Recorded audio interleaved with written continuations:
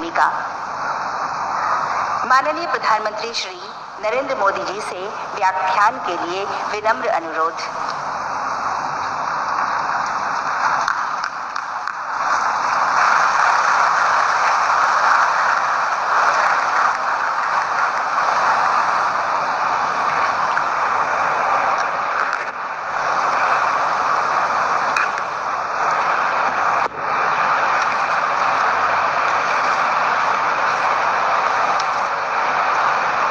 नमस्कार।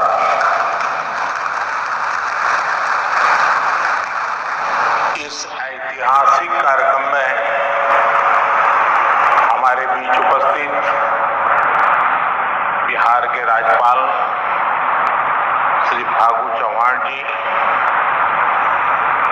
यहाँ के जनप्रिय मुख्यमंत्री श्री नीतीश कुमार जी, विधानसभा स्पीकर श्री विजय सिन्हा जी,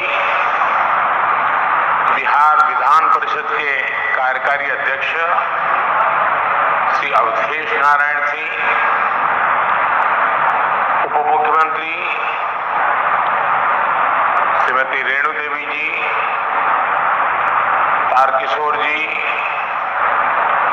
नेता प्रतिपक्ष श्री तेजस्वी यादव जी, सभी मंत्रीगण, विधायकगण, अन्य महानुभाव, देवी और सज्जनों, आप सभी को, बिहार निवासियों को बिहार विधानसभा भवन के शताब्दी वर्ष की बहुत बहुत शुभकामनाएं।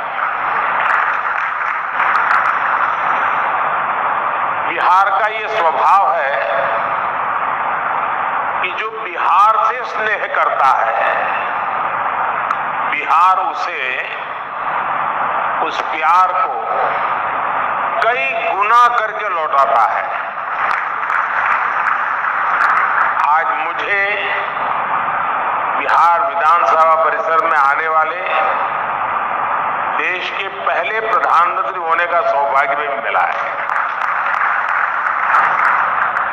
मैं इस स्नेह के लिए बिहार के जन जन को हृदय से नमन करता हूं। मुख्यमंत्री जी का, स्पीकर महोदय का भी हृदय से बहुत बहुत आभार व्यक्त करता हूं। साथियों, मुझे कुछ देर पहले शताब्दी स्मृति स्तंभ के लोकार्पण का अवसर भी मिला।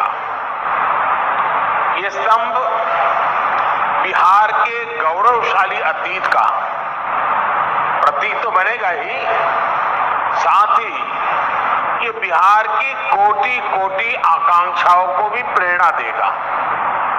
अब से कुछ देर पहले बिहार विधानसभा म्यूजियम और विधानसभा गेस्ट हाउस का शिलान्यास भी हुआ है। मैं इन विकास कार्यों के लिए नीतीश कुमार जी और विजय सिन्हा जी को हृदय से बधाई देता हूं। मुझे विधानसभा परिसर के शताब्दी पार्क में कल्पतरु के रोपण का भी सुखद अनुभव मिला है। कल्पतरु के विषय में मान्यता है कि हमारी आशाओं, आकांक्षाओं को पूरा करने वाला ये वृक्ष है। लोकतंत्र में यही भूमिका संसदीय संस्थाओं की होती है। मैं आशा करता हूं कि बिहार विधानसभा अपनी इस भूमिका को इसी निरंतरता के साथ निभाती रहेगी, बिहार और देश के विकास में अपना अमूल्य योगदान देती रहेगी। साथियों, बिहार विधानसभा का अपना एक इतिहास रहा है और यहां विधानसभा भवन में एक से एक बड़े और साहसिक निर्णय लिए गए हैं। आजादी के पहले इसी विधानसभा से गवर्नर सत्येंद्र प्रसन्न सिन्हा जी ने स्वदेशी उद्योगों को प्रोत्साहित करने, स्वदेशी चरखा को अपनाने की अपील की थी। आजादी के बाद विधानसभा में जमींदारी उन्मूलन अधिनियम पास हुआ था। इसी परंपरा को आगे बढ़ाते हुए नीतीश जी की सरकार ने बिहार पंचायती राज जैसे अधिनियम को पास किया। इस अधिनियम के जरिए बिहार पहला ऐसा राज्य बना जिसने पंचायती राज में महिलाओं को 50% आरक्षण दिया। लोकतंत्र से लेकर समाज जीवन तक समान भागीदारी और समान अधिकार के लिए कैसे काम किया जा सकता है, ये विधानसभा इसका उदाहरण है। आज जब मैं आपसे इस परिसर में विधानसभा भवन के बारे में बात कर रहा हूं, तो ये भी सोच रहा हूं कि बीते 100 वर्ष में ये भवन, ये परिसर कितने ही महान व्यक्तित्वों की आवाज का साक्षी रहा है। मैं नाम अगर लेने जाऊंगा तो शायद समय कम पड़ जाएगा, लेकिन इस इमारत ने इतिहास के रचयिताओं को भी देखा है और खुद भी इतिहास का निर्माण किया है। कहते हैं वाणी की ऊर्जा कभी भी समाप्त नहीं होती। इस ऐतिहासिक भवन में कही गई बातें, बिहार के उत्थान से जुड़े संकल्प एक ऊर्जा बनकर आज भी उपस्थिति है। आज भी वो वाणी, वो शब्द गूंज रहे हैं। साथियों, बिहार विधानसभा भवन का ये शताब्दी उत्सव एक ऐसे समय में हो रहा है जब देश अपनी आजादी का अमृत महोत्सव मना रहा है। विधानसभा भवन के 100 साल और देश की आजादी के 75 साल, ये केवल समय का संयोग नहीं है, इस संयोग का साझा अतीत भी है और सार्थक संदेश भी है।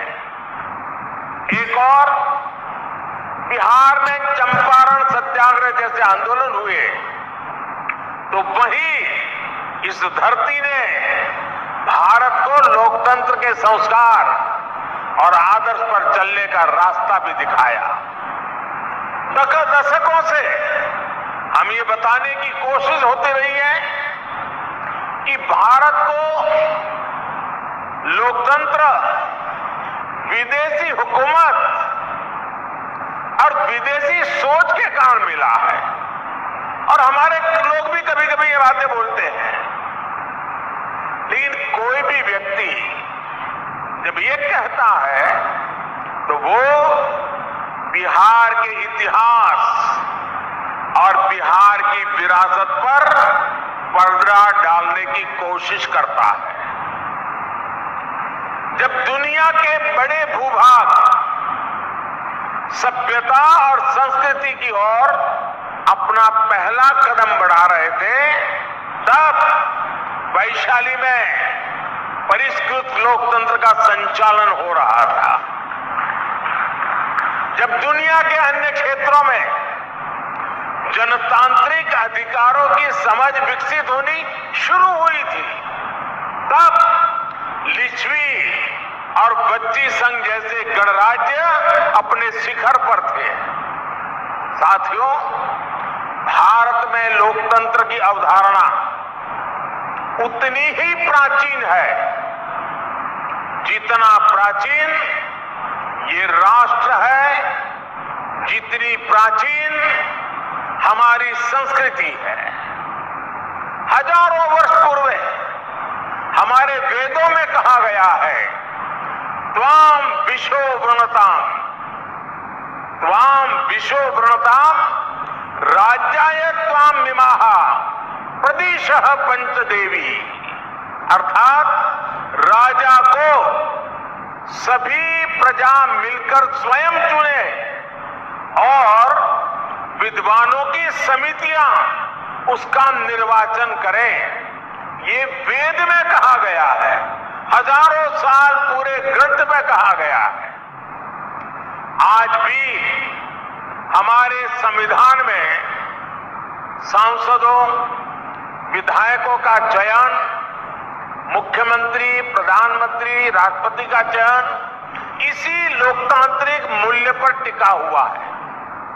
एक विचार के रूप में हमारे यहाँ लोकतंत्र इसलिए हजारों वर्षों से जीवित है क्योंकि भारत लोकतंत्र को समता और समानता का माध्यम मानता है। भारत सह अस्तित्व और सौहार्द के विचार में भरोसा करता है।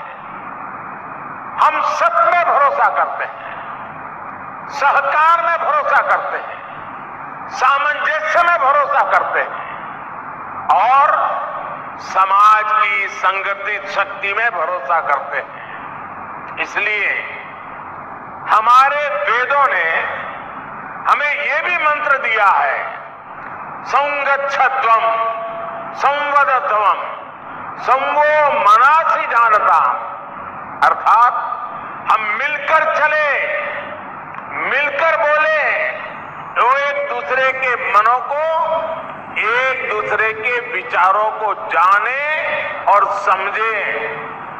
इसी वेद मंत्र में आगे कहा गया है, समानो मंत्र समिति समानी समानम मनः सहचित्तमेशम, अर्थात हम मिलकर समान विचार करें, हमारी समितियां, हमारी सभाएं और सदन कल्याण भाव के लिए समान विचार वाले हो और हमारे हृदय भी समान हो।